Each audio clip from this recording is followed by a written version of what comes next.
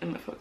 Everybody, it's Savannah. Konnichiwa, Savannah desu. If you've watched my other video on just like the introduction of the Japanese writing systems, you might have clicked on this video for like a little bit more help on your kanji. If not, you might want to go check that out if you're a beginner and you're not really sure where to start. I wrote down a script.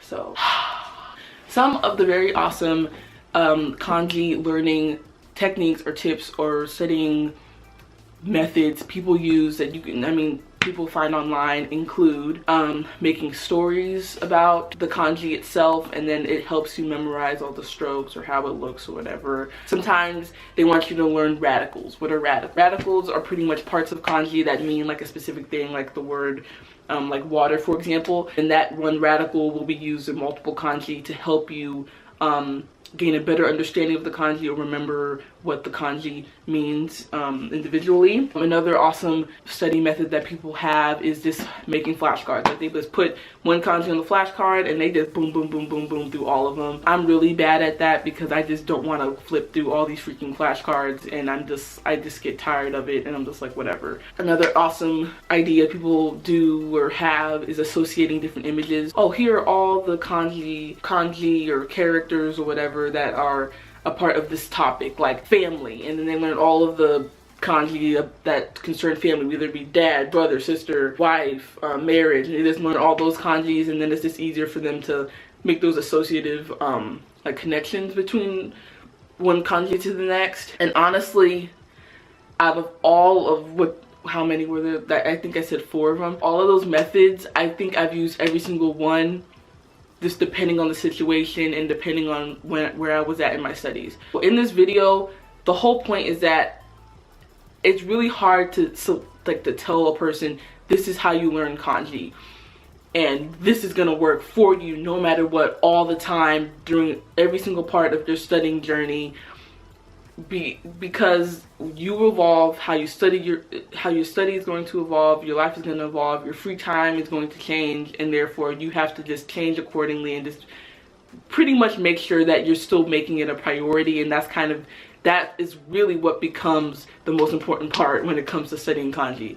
is just not stopping. I do want to introduce one of the books that people find very helpful when it comes to remembering the kanji, which is kind of like a foreshadowing into the title of this. Remembering the Kanji by James. I don't know what his last name is. I do know what his last name is, but I don't want to say it because I feel like I'm going to butcher it up. But anyways, this is the book. I got this like in 2013.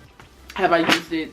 Kind of. It pretty much is around the idea of making stories out of the kanjis. For example, you'll learn the kanji for ichi, like for one. I don't know if you can see, this is like a horrible, yeah, for one, or whatever, and then it'll pretty much have a whole lesson of all of these other kanjis that are available that are using that radical or using that same story, and then your job is to create stories for each of the kanjis for you to remember. People say that this is like a Bible for Japanese learners. I don't really have an opinion about this because, I don't know, it was just really hard for me to get into it. Another kanji book that I have, picked it up from Barnes & Noble. This is what it looks like. I'll put a link on Amazon in the description box. Pretty much it's more of like associative images or associative subjects, and then you learn that way. For example, we have the kanji for person, hito, and then after that, it has all of the kanjis that have that hito in it. So you see it here, here, here, here. It's just that right here. I don't know if y'all can see this clearly or not, but yeah, that's it.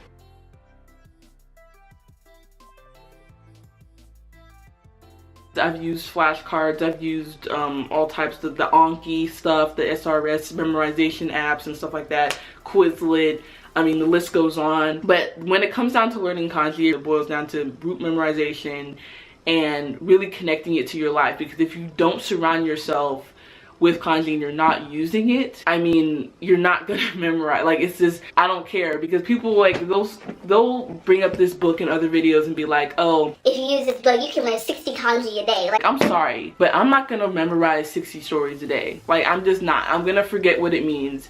And if I don't have a personal connection to that kanji, it's just not going to make sense to me. And I'm going to constantly be looking this up. That's just how I am. I think the same thing about vocabulary, just when I go to college. I can't memorize 60 words. Maybe short-term memory, yeah, but it's not gonna stick. When people ask me what I did to learn kanji, honestly, I didn't learn a lot before I started just having pen pals and talking to them on Facebook and Skype and stuff.